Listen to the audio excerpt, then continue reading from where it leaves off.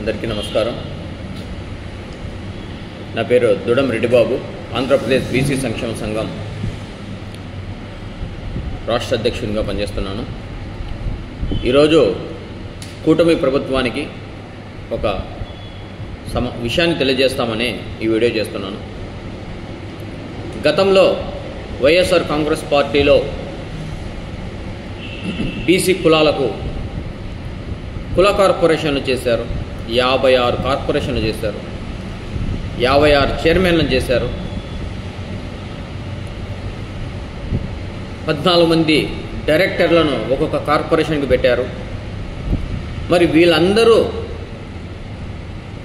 కార్పొరేషన్లకు ఏ ఒక్క రూపాయి కూడా నిధులు సాధించలేకపోయారు.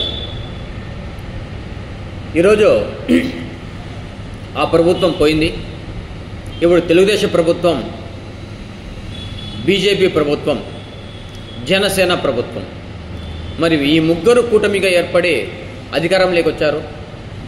మరి గతంలో ఉన్నటువంటి 56 కార్పొరేషన్లను తీసేశారా, లేదంటే 1-2 కార్పొరేషన్లు చేసి మిగతా వాళ్ళను కార్పొరేషన్లు ఎందుకు చైర్మన్లుగా డైరెక్టర్లుగా నియమించలేదని ఈ సందర్భంగా నేను ప్రశ్నిస్తున్నాను.